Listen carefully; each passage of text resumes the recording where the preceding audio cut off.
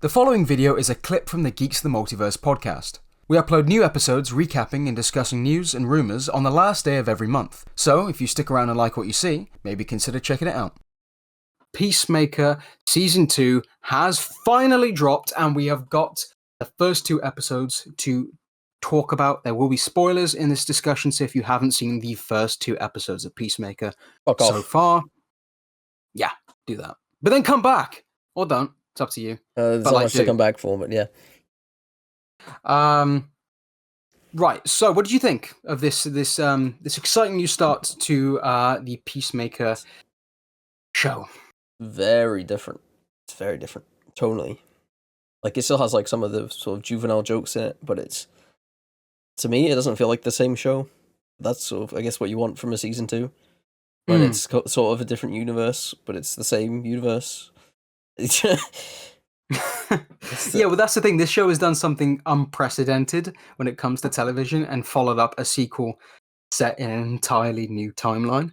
Yeah, when some stuff is supposed to be canon, and so other that's kind of already puts it in an interesting position.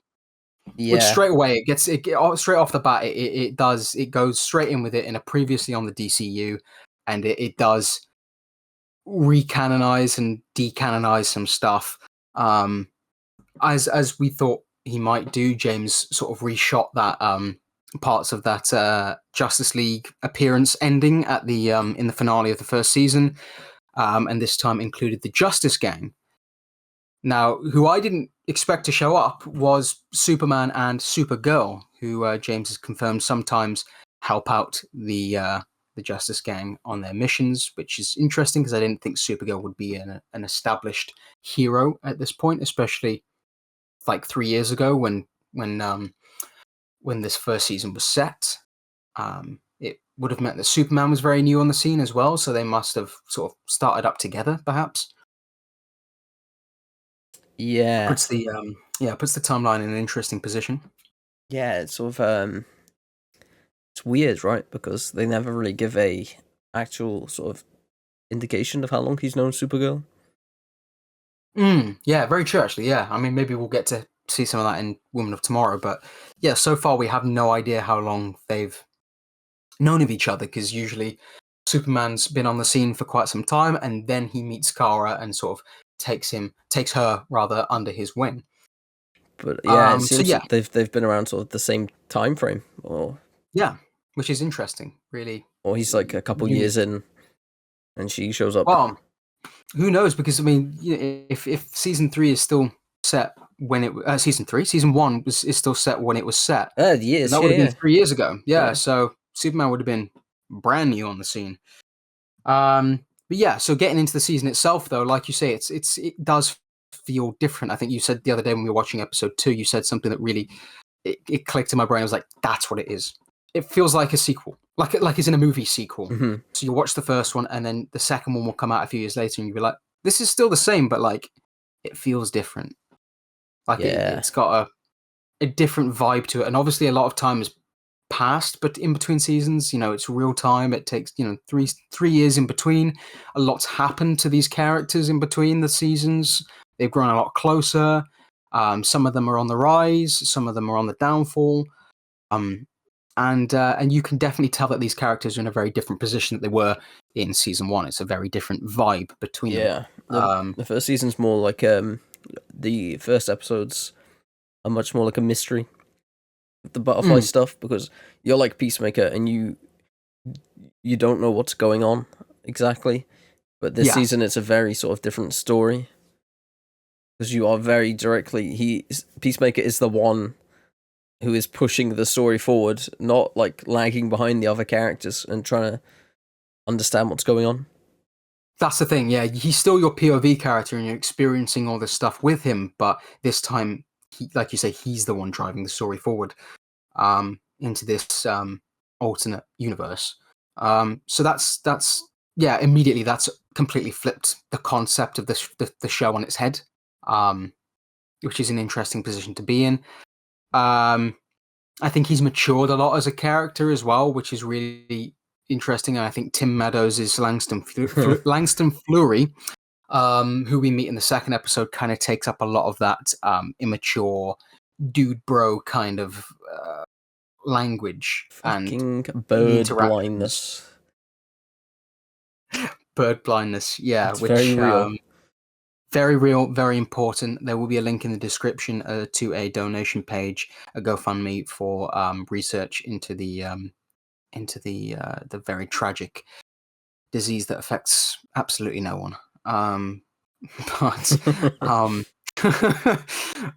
but yeah, so I think he takes up a lot of that space, which he does very well. I think he's really good in this show, even from what little we've seen of him. But yeah, I think jumping over to the this review is going to be all over the place, by the way, because we are 2 episodes in, and it's just going to be pulling from whatever we can think of in the moment. The intro sequence is very different, and I think that is very reflective of the state of the 2 seasons. Yeah. First season was very like the song itself, the song choice, "Do You Want to Taste It," was very in your face, very dude bros, very brash, and very look at me. That was kind of where Peacemaker was at, and a lot of the characters were at in that season. This one's got a little bit more of a story to it. Oh Lord by Foxy Shazam. It's got a little bit more softness to it, and it's got a bit more of a journey, which I think is also reflective of where Chris and the other characters are at in this season. What are your thoughts on the new intro? Purely from just like the without the meaning or anything. Literally just like looking at it, I don't like it as much as the first one, but what you've just said is exactly why. I think it's I like the first one for how out there and sort of in your face it is, and this one it's a lot more somber and a lot more reflective of the tone of this series. Longer. It is, yeah, it is. Yeah, it's definitely a lot more reflective of the tone of what they're doing for this series than the last one. Oh, 100%. Absolutely it is, yeah. I think it's a lot more intentional. Like the last one, Yeah. James said that he went out to create an intro, like an unskippable intro, and he definitely did that both seasons. I mean, I have no intention of ever skipping either season's intros, but this one feels a lot more intentional in terms of like, okay, so if we're going to do this again, what song do we choose? Okay, the song has got I mean, I'm sure the song mattered in the first one, but like, what's a good song to put to this season? And this definitely is a good choice, but therefore it's a lot more thoughtful and intentional in terms of its storytelling and its purpose within the season itself. Yeah, well, what else? The characters, the 11th Street kids, they're great mates. They're a lot closer emotionally speaking, but they're also a lot further apart in terms of their interactions and the time they get to spend together in the show. They're in a lot, they're kind of split apart quite a lot in the show so far. You've got Harcourt, who's kind of going out of her way to get into fights, and I saw James Gunn say on the Peacemaker podcast that while Chris is kind of on his way up, Harcourt's kind of on her way down, and they're kind of meeting each other in the middle, emotionally speaking. So she's in a rough spot. Amanda Waller, with whatever power she still has blacklisted her from all the government agencies that she can work at, and that's obviously as someone who's been trained since a child to do purely that. She has no fucking clue what to do with her life, and she's kind of in a rough spot. I like that we're kind of getting to explore Chris and her's relationship and their friendship evolving into potentially something more. I think you said that out of the possible storylines they could have gone for, you're not a massive fan of that, but I don't know. I like it. I It think wasn't my first intent. It wasn't my first choice for what this season would have been about. Okay. What would that have been, do you think? I don't like the idea of them being together. I like the idea of them just being friends because of sort of what Peacemaker went through in the first season. Because obviously it starts off with him trying to hit on her, and I think it would have been better as like a maturity thing for his character for him to not like keep trying to do that. I think it still works though, because I think in the first season he was just trying to fuck her, whereas now he's like, I like you. I want to be with you because you make me happy, and I think I make you happy. It's that kind of that makes sense, yeah. Yeah. There's definitely a lot of maturing, like you said, that he's gone through in between seasons. Um, Economos is who's Kind of got a new nickname. He's just shaken Diebeard, and now he's got Ginger Cool. ginger cool. Ginger Cool, or Econogoat, as Chris calls him in the second episode. He's currently still working at Belle Reve. He's keeping tabs on Chris because this is very much still connected to Superman in the sense of like we just had the Lex Luthor incident, which was a dimensional portal causing a rift and a tear in Metropolis, um, and uh, and therefore they're keeping tabs on any sort of interdimensional anomalies. And Chris obviously has the QUC, which is the quantum unfolding chamber, which we saw in season 1 that his dad made in his house. Chris is now living there, and he's got access to that, which we find out, which we didn't know in the first season, leads to 99 other universes through these little doors, which is where Chris finds himself in Earth 2. And his dad and his brother Keith are still alive, and they seem like nice people and seem like a happy family, which is kind of cool. But I don't buy it. I think there's more to it. I think that it's like a fucking Nazi universe or something. I think everybody's like a big fascist. Yeah, that'd be a crazy And- twist. Yeah. I just watched it. This was something I was thinking beforehand, but it's been given more credence because I just saw a Nando V Movies Nando cut video, and he was like, in all the Next On episode like trailer things, there's never any people of color in that other universe that are like cheering for Chris as he's riding through the streets. I think this is a big Nazi universe, and the reason they're all so nice and friendly is because they're not the outliers. They're like they're the majority. Yeah. Because they won and they're happy. Yeah, I think there's got to be some sort of twist to it where, like, you've got this amazing new universe, but I don't think the grass is especially greener on the other side here. I think there's going to be some fucked up shit that's going to take Chris a little while to notice because he's ignorant, and a fucking dumbass. So yeah, I think we're going to see some twists and turns as we go along the season. Steve Agee, who plays Economos, actually he talks about the final 3 episodes of this because the first 5 I think have been sent out as like screeners to people to review early and stuff like that. But even James Gunn's publicist hasn't seen the final 3 episodes just because of spoilers and stuff like that. So Steve Agee says that the final 3 episodes and why journalists haven't seen them. He confirms the theory that the central question of season 2 is whether the grass is truly greener on the other side, like I just said, and that there's a reason for that. And then the last 3 episodes, he says, are almost like a whole new season. They're absolutely insane, and they really cross into that actual question even more so. James Gunn says that there's a lot of spoilery elements, and we have some really big stars from the DC universe that are going to be near the end of the season. Who do you think that could be? Lex Luthor, I'm pretty sure is going to be in one of them.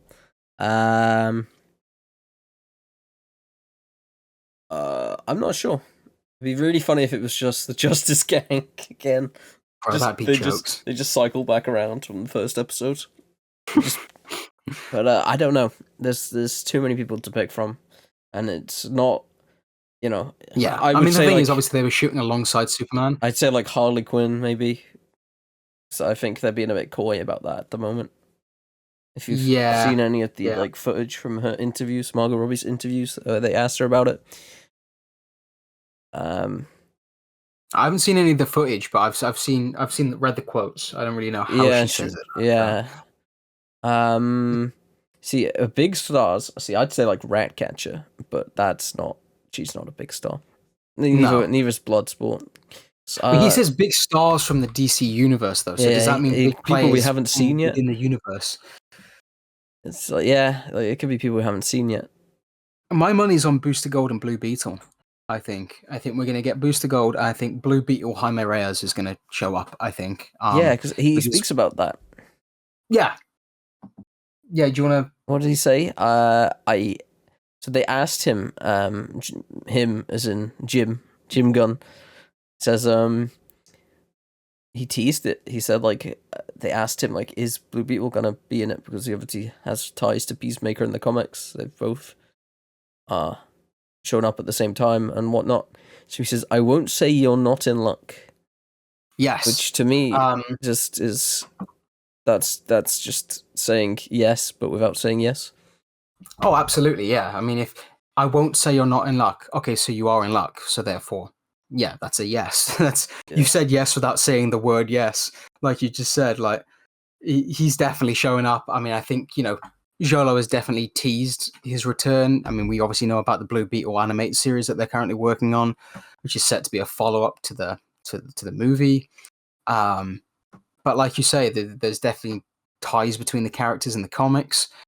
And actually, the way the question was phrased was in reference to like future seasons of Peacemaker. I hope Blue Beetle shows up as a big fan of his. So he also didn't in that answer. He didn't necessarily shut down the option for more seasons of Peacemaker as well. So that's something to keep in mind. He also says that he's actively looking to bring back Idris Elba's Bloodsport to the DCU. So that makes me laugh. Him saying "looking." You're in charge, bro. Do it. Do it.